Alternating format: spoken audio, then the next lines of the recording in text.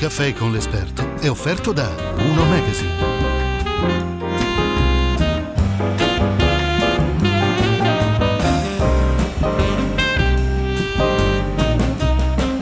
Salve, ben ritrovati ad Un Caffè con l'Esperto, io sono Claudio Campagnolo, siamo al Caffè Pedrocchi in Sala Bianca, quella che io amo definire lo studio televisivo più bello di Padova. Oggi avremo una puntata all'insegna dello sport estremo, perché seduto di fronte a me c'è David Colgan, che è un triatleta Ironman. Benvenuto David. Grazie, buongiorno. Tu sei nato a Bologna, sotto il segno del leone, da padre inglese e madre bolognese, questo amore a distanza che poi si è concretizzato nella meravigliosa città di Bologna. Sì, mio padre ha conosciuto mia madre in Grecia negli anni 70 e dopo un periodo di relazione a distanza decise di abbandonare il lavoro in Inghilterra e di trasferirsi con mia madre in Italia. Ricordiamo subito una cosa importante, David è un atleta professionale, quindi non professionista. Esatto. Spieghiamo subito questa differenza. La differenza è che lavoro 9 ore al giorno come molti e mi alleno nei ritagli di tempo. Mi definiscono professionale, mi definiscono un semiprofessionista perché i risultati, essendo stato un agonista sin da piccolo, probabilmente mi portano ad un livello simil professionistico, ma non da professionista. Quindi diciamo che arrivati professionisti io sono quello scalino un po' sotto. Diciamo. Però sei uno scalino un po' sopra per quanto riguarda i risultati, sì, esatto, perché sì. Ecco, ricordiamo che David è stato il primo atleta tra gli italiani nelle qualificazioni per i mondiali, per questa sfida delle Away, no? Una sfida che si è tenuta l'anno scorso, se non vado errato. Sì, è un calendario, io sono arrivato primo italiano in quella gara specifica, che è a Maiorca. Comunque la qualificazione si ottiene attraverso i risultati che puoi ottenere in questo circuito internazionale di gare Ironman, quindi ogni gara ha a disposizione un certo numero di slot di qualifica ai quali tu devi cercare di ambire, quindi ce ne sono mi sembra 5 o 6 per ogni fascia di categoria. Facciamo un passo indietro. Allora, David fin dalla più tenera infanzia ha praticato un sacco di sport, sì. No? Poi tu sei dedicato principalmente alle due ruote e hai fatto una carriera appunto da ciclista, dilettante, anche con risultati brillanti. Tra l'altro hai anche un trascorso in terra veneta, nel senso che tu hai corso per una importante società padovana, se non sbaglio. Sì, vivevo a Rosario di Bassano del Grappa perché in Emilia diciamo che il ciclismo a livello giovanile è molto sentito e molto forte tra Veneto, Toscana e Lombardia, quindi se uno vuol provare l'esperienza diciamo, internazionale, le squadre a cui deve ambire sono in queste regioni. Sì. Ecco, questa regione che però ti ha dato un piccolo dolore, nel senso che poi tu, in una gara importante che si è tenuta nella tua terra, che ti permetteva di avere dei titoli anche locali altrettanto importanti, non ti sono stati riconosciuti perché correvi per una squadra veneta. È pazzesca questa cosa. Sì, è un cavillo del regolamento che determina che i campionati, anche se sono, non so, emiliani romagnoli, come era in quel caso, essendo appartenente ad una società veneta, io teoricamente dovevo ambire ad essere campione veneto e non emiliano. Vabbè, ragazzi, la burocrazia applicata allo sport a volte è veramente curiosa. Allora, veniamo invece ai giorni nostri. Dopo questa esperienza da corridore dilettante, a un certo punto hai abbandonato l'attività da agonista puro e quindi sei approdato a questa nuova passione. Beh, innanzitutto, come ti è venuta l'idea di diventare un Ironman e come si fa a diventare tale? È stata un'esperienza graduale, siccome per lavoro, viaggiando il mondo, non riuscivo a portarmi dietro la bicicletta, ho iniziato a correre a piedi, quindi ho iniziato a fare podismo, correndo in tutte le parti del mondo, anche con i clienti, Central Park o ovunque.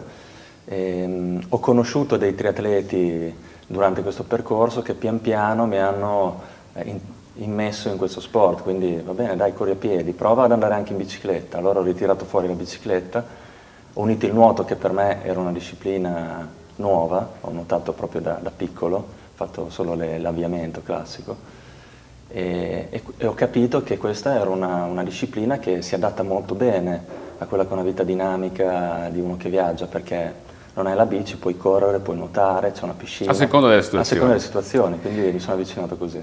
Tra breve torneremo a chiacchierare con David e capiremo come, se eventualmente tra di voi c'è qualcuno che vuole aspirare a diventare un Ironman, come si può fare a conciliare ad esempio un'attività professionale con questa passione sportiva. A tra poco.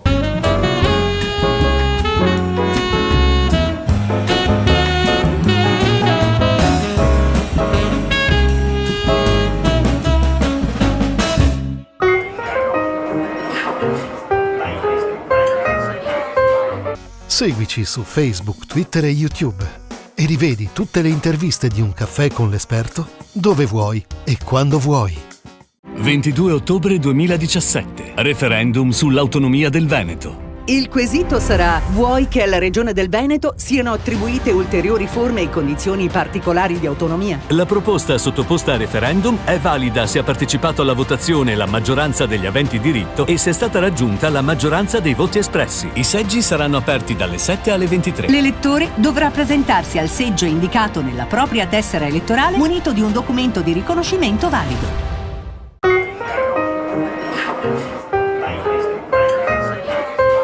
Bene, rieccoci tornati in studio. Allora, caro David, ci eravamo lasciati con questa voglia di capire come si fa a conciliare lavoro e passione sportiva.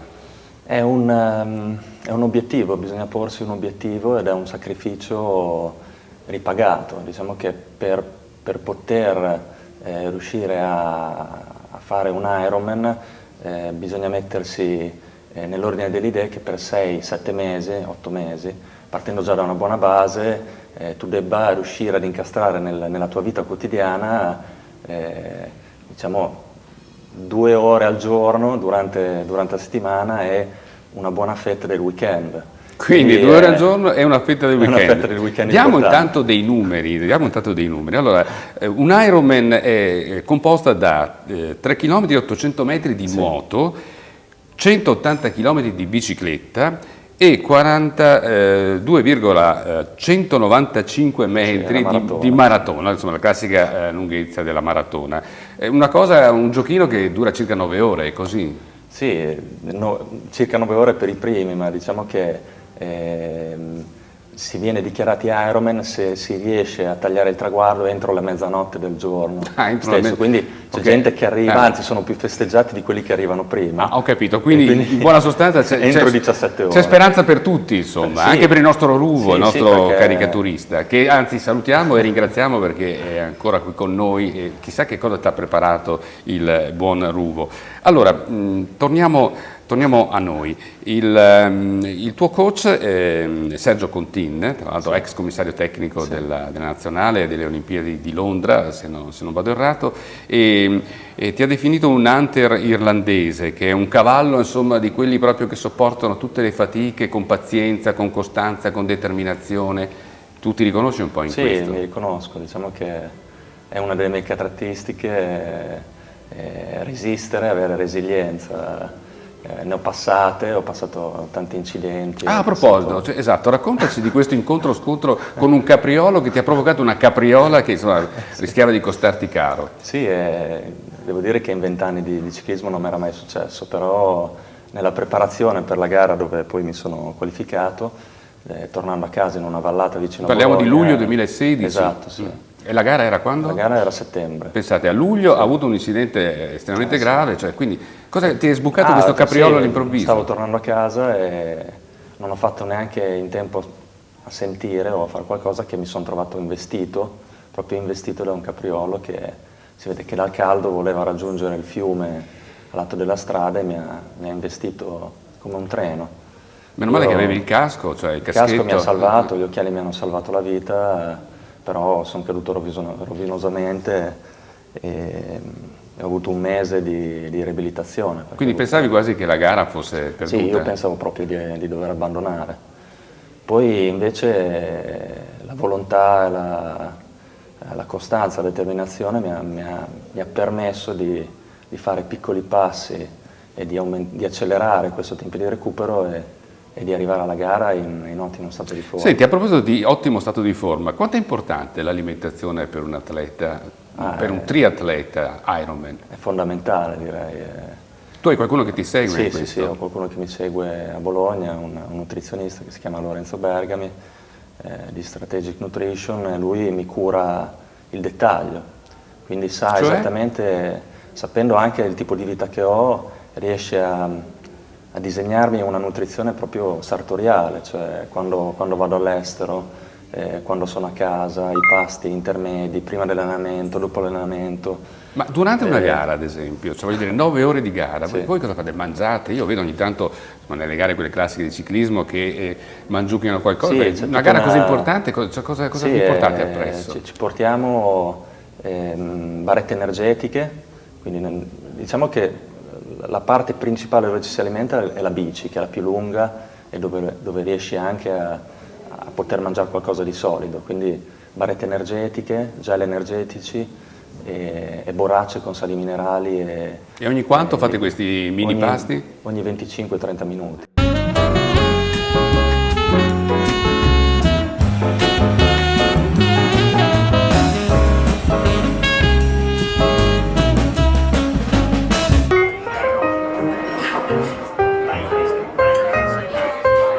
Seguici su Facebook, Twitter e YouTube e rivedi tutte le interviste di Un caffè con l'esperto dove vuoi e quando vuoi. 22 ottobre 2017. Referendum sull'autonomia del Veneto. Il quesito sarà: vuoi che alla Regione del Veneto siano attribuite ulteriori forme e condizioni particolari di autonomia? La proposta sottoposta a referendum è valida se ha partecipato alla votazione la maggioranza degli aventi diritto e se è stata raggiunta la maggioranza dei voti espressi. I seggi saranno aperti dalle 7 alle 23. L'elettore dovrà presentarsi al seggio indicato nella propria tessera elettorale munito di un documento di riconoscimento valido.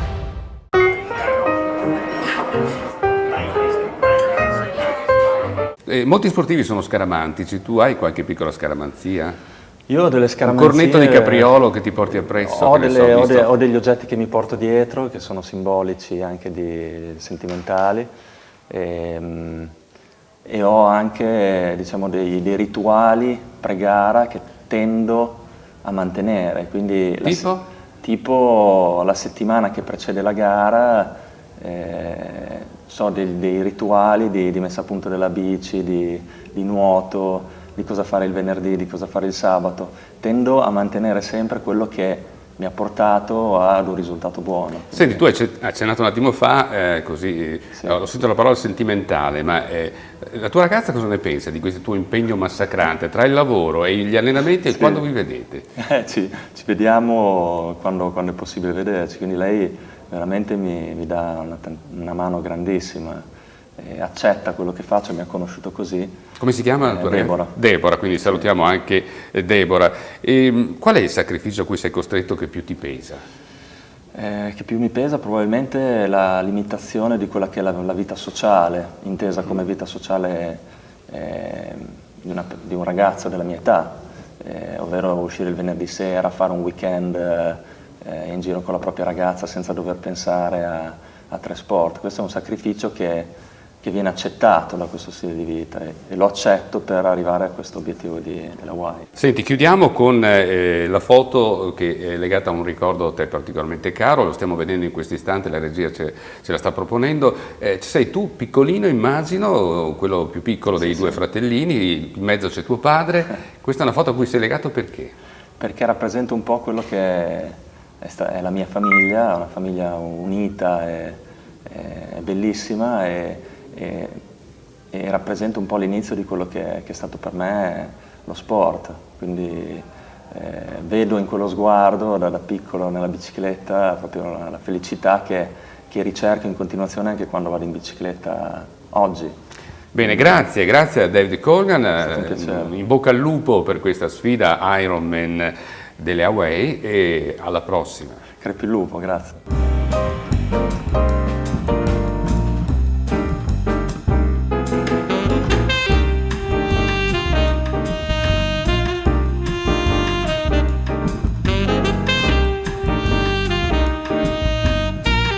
Un caffè con l'esperto è stato offerto da Uno Magazine.